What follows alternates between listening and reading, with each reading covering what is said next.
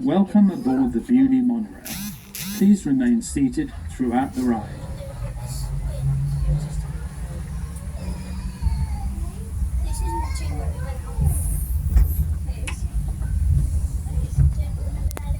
Hello, I'm Lord Montague, joining you to talk about some of the things you'll see from the train.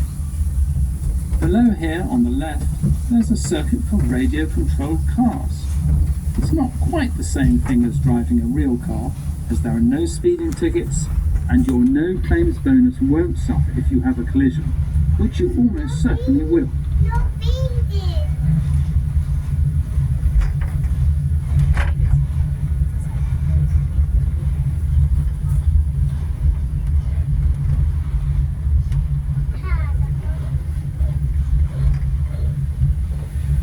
Next we will be entering the National Motor Museum. The collection numbers over 250 vehicles and includes steam cars, commercial vehicles, racing cars and land speed record breakers. On the right you will see Jack Tucker's garage containing thousands of original spare parts. Beyond it, on the upper floor, is the story of motorsport and the motorcycle story. On the left are our veteran and vintage vehicles, some of which I drive on the annual London to Brighton run. And at the far end is our startup area, where we often demonstrate the sound of cars starting up.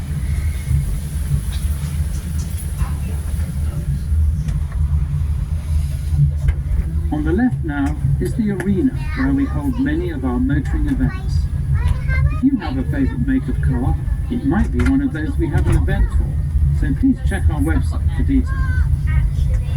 On the right is Little Beaulieu, our adventure playground for the under-14s. Don't worry if you're older than that, there's a cafe right alongside it, so you can enjoy refreshments as you watch the younger members of your party let off steam.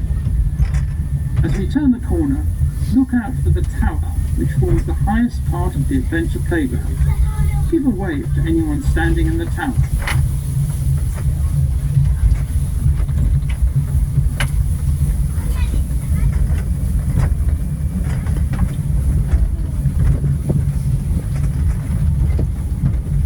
On the left, you'll soon see the remains of Beaulieu Abbey.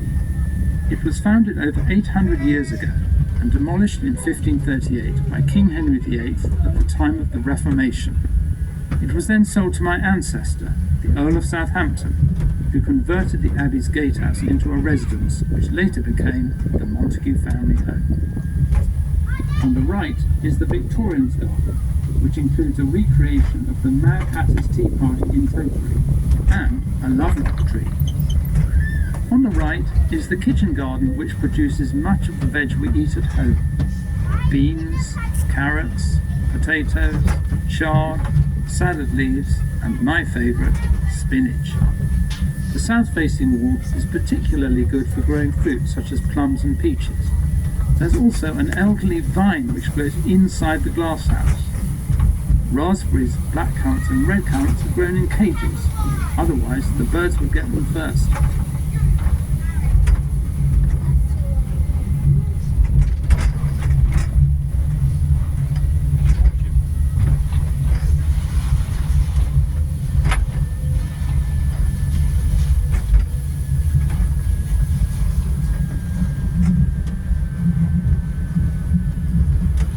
On the right is the museum workshop, where our veteran and vintage vehicles are repaired and restored.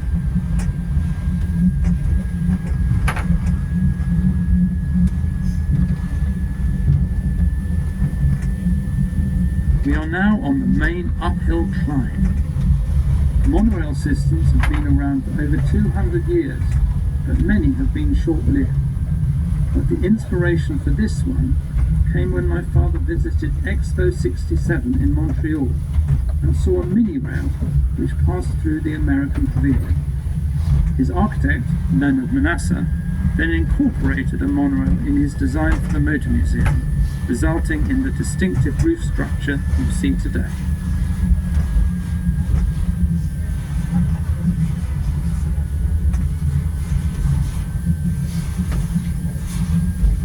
We're now passing over the remaining parts of an ornamental canal built in 1738 by my ancestor, John Duke of Montagu.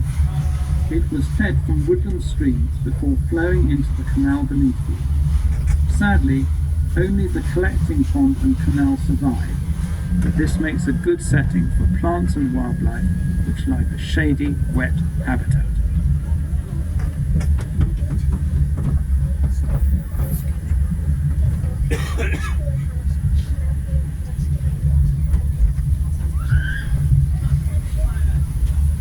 In the summer, you'll see some giant leaves beneath you.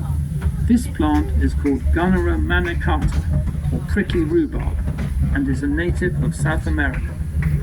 Its huge leaves can reach up to 6 feet across. Ideal food for dinosaurs, if only we had some. On the left is the visitor reception centre where you came in, and the main gift shop.